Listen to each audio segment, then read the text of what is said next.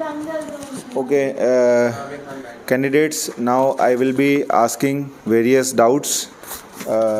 कि आप लोगों को कोई भी डाउट है जो भी मैंने सेशन लिया है उसमें से एसएसबी में से किसी भी टास्क से रिलेटेड तो आप पूछ सकते हैं मुझसे।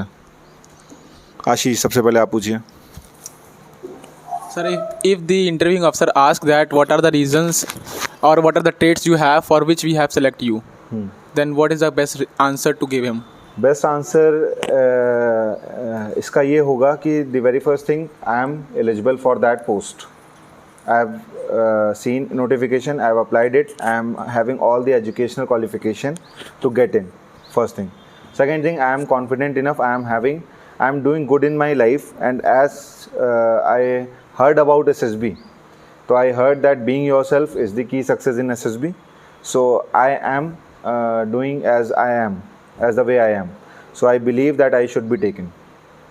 Okay, sir. बाकी ये नहीं कहना कि I am adventurous person, I am confident person, वो उसको पता चल रहा है तुम्हारी बातों से। तो क्रिस्प और शॉर्ट आंसर्स में अपने आप को वो करना है। नेक्स्ट, और किसी का कोई डाउट है?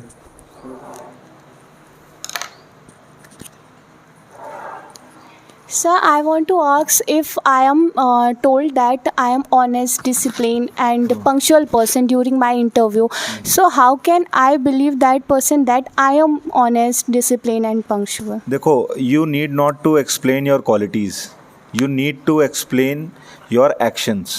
जैसे आपको ये कहने की ज़रूरत नहीं मैं ऑनेस्ट हूँ, मैं रिस्पॉन्सिबल हूँ, मैं कॉन्फिडेंट हूँ, वो आप अपने एग्जाम्पल्स देंगे तो खुद पता लग जाएगा। आप देखो, अपने मुंह से अपनी बढ़ाई नहीं करनी चाहिए कभी भी, आपके एक्शंस बोलते हैं, योर एक्शंस स्पीक्स। कभी भी किसी से भी आप जनरल बात करो, कभी मत कहो कि मैं ये हूँ, मैं फलाना हूँ, मैं ढिमकाना हूँ।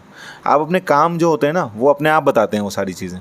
तो आपको इंटरव्यू में या फिर सेल्फ डिस्क्रिप्शन टेस्ट में अपने एक्शंस को ही लिखना है, इन वर्ड्स को कोशिश करना है कि कम से कम यूज़ करें। ठीक है, और किसी का कोई डाउट? आयुष का। आयुष, इस तरफ आ जाओ आप, ये माइक का थ्रेड थोड़ा सा आ जाओ, इस तरफ आ जाओ, घूम करके आ जाओ।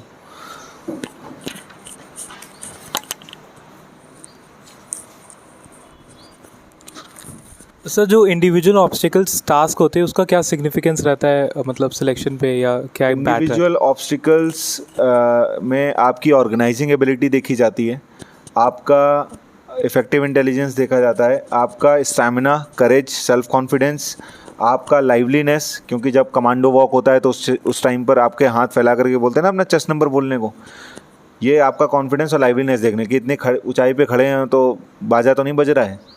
जब आप बर्मा ब्रिज करते हो तो उस टाइम पर आपका वो देखते हैं, और वो एक सॉल्यूशन होता है। एक्चुअली वो जो बने होते हैं इंडिविजुअल ऑब्स्टिकल्स वो रैंडम बने होते हैं इधर उधर, और जीटीओ जब ब्रीफिंग देता है वो ब्रीफिंग भी रैंडम देता है, आपने ध्यान दिया होगा कभी। हाँ, chest number so and so, फिर दूसरे पे chest number so and so, तो वो रैंडम लेकर के घुमाता है आपको ताकि आप एक सीक्वेंस ना बना पाएँ। और उसके बाद कहता है I will be giving you 30 seconds to roam around. 30 second भी देता है जीटीओ कि आप देखो और अपना प्लान बना लो, और उसके बाद जाके शेड के पीछे बैठ जाओ। और जब मैं विसल बजाऊंगा तो पहला कैंडिडेट आएगा और वो करेगा, उसके बाद एक शॉर्ट विसल और लॉन्ग विसल। तो उसका एक सॉल्यूशन होता है, वो एक ऑर्गेनाइज मैनर में होते हैं। उसमें नंबर के पीछे मत भागो, उसमें मैक्सिमम सॉल्यूशंस के पीछे भागो। उसका एक की पॉइंट ये भी होता है कि आप ज़्यादा से ज़्यादा ऑब्स्टिकल्स करने के पीछे पड़ें, लेकिन अगर कोई ऑब्स्टिकल आपसे नहीं हुआ है, आपसे कंप्लीट नहीं हुआ, जैसे टार्जन स्विंग करी, ईंटों से पहले पैर लग गया, तो बार बार उसको रिपीट करना है जब तक वो कंप्लीट ना हो जाए। It shows your determination, it shows your never give up attitude. लेकिन अगर तुमने कहा अरे ठीक है छोड़ो अगला करते हैं, तो दैट मीन्स कि तुम सेंस ऑफ रिस्पॉन्सिबिलिटी आपके अंदर नहीं है। आपकी रिस्पॉन्सिबिलिटी क्या थी कि उसके आगे जाना, वही नहीं हुआ। डिटर्मिनेशन नहीं है आपका, सेल्फ कॉन्फिडेंस नहीं है, आपको लग रहा है कि मैं नहीं कर पाऊंगा बाकी अगर ये दोबारा कर लिया तो कई तरह के ऐसे ऑफिसर लाइक क्वालिटीज़ एसोसिएटेड होती हैं जो देखी जाती हैं। लेकिन सबसे मेन होती है ऑर्गेनाइजिंग एबिलिटी, क्योंकि वो एक सॉल्यूशन एक पैटर्न पे होते हैं, उस पैटर्न को फॉलो करना होता है हमको। बस छोटा बड़ा ऑब्स्टिकल कोई नहीं होता, जो सामने आ जाए उसको कर लो, जो सामने आ जाए उसको कर लो, ये रहता है। और फिजिकल फिटनेस भी देखी जाती है इसमें। और कोई एसोसिएटेड इससे क्वेश्चन कोई मन में आ रहा हो, कोई बात आ रही हो? नहीं, एनीवन? और बताइए, किसी के मन में कोई डाउट हो? भूमि बताइए। Sir, how can I make my interview effective? Because every candidate know to be punctual, be disciplined, speak truth, and do action. So how can I be different from others?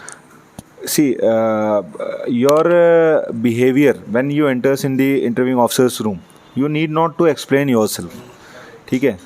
The answer is same. Like, you will be explaining about your life. He will be asking some questions related to your life. He will be asking some questions related to your friends. So your friend circle, your life, your family, your surroundings, these kind of actions will tell about your personality. You need not to explain yourself in front of anyone. Your actions, your behavior, your society, your social aura, your actions, your extracurricular activities, the level of participation, your sports, your education, your question tackling attitude, these kind of things affect your personal interview. ठीक है? You need not to explain that I am better than other candidates. You have to, you are there to get selected, but you are not there to prove yourself that I will be I am like I am having all the officer like qualities and select me. You are there to explain your life in front of them, to tell about your achievements in front of them, to tell about your behavior in front of them, to tell the examples of your life and the things which you have gone through till now, and they will be able to make an image of your personality. ठीक है? चलिए जी, next और किसी का कोई question हो? इसको इधर से कर लो। सर उस दिन सर आए थे, जैसे उन्होंने बताया कि 5 दिन के एसएसबी में कभी भी आपसे वो घुमा फिरा के पूछ लेते हैं वाई डिफेंस। तो सर मैंने इसका आंसर ढूंढा, कोशिश करी, but I don't find the perfect answer for it. तो सर इसका आंसर क्या देना, मतलब इसका आंसर सभी का देखो, वाई डिफेंस फोर्सेज या why army, navy, air force, coast guard, why this kind of things. तो इसका आंसर पता है, आपका दिल जानता है और कोई नहीं जानता। मेरे लिए इसका आंसर दूसरा है, आपके लिए, आशीष के लिए दूसरा है, भूमि के लिए दूसरा है, शिंदे के लिए दूसरा है, ठीक है, जैन के लिए दूसरा है, आयुष, सबके लिए अलग अलग डिफरेंट आंसर्स हैं। लेकिन हमें उस आंसर को प्रिपेयर करना है जो हमारा मन कह रहा है। अब ज़्यादातर एनसीसी कैडेट्स या एनसीसी एंट्री में क्या होता है कि वो फ़ौज इसलिए ज्वाइन करना चाहते हैं क्योंकि उन्होंने एनसीसी करी है, उन्होंने फ़ौज को पास से देखा है, तो ये एक मेजर फैक्टर होता है।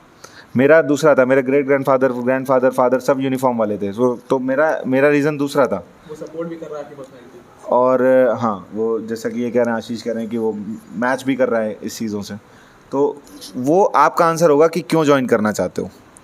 अब जो इंटरव्यूइंग ऑफिसर वहाँ बैठा हुआ है, जिसके सामने आप ये आंसर दे रहे हो, वो फोर्सेस में लास्ट 15-20 साल से है, हर एक मज़े वो ले चुका है फौज के।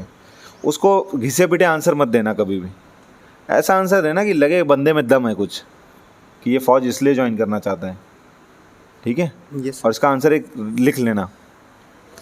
और कोई डाउट किसी का? No doubts. चलिए जी, अभी सेशन को, क्वेश्चन आंसर सेशन को ब्रेक करते हैं। मंडे को फिर से पूछेंगे, क्वेश्चंस के साथ आना, जो भी डाउट्स मन में हो लेकर के लाना। टेक्निकल डाउट्स, कठिन से कठिन कुछ भी लेकर के आना, मैं सारे क्लियर करूँगा आपके, ठीक है। Yes sir. चलिए जी, all the very best, see you. Thank you sir.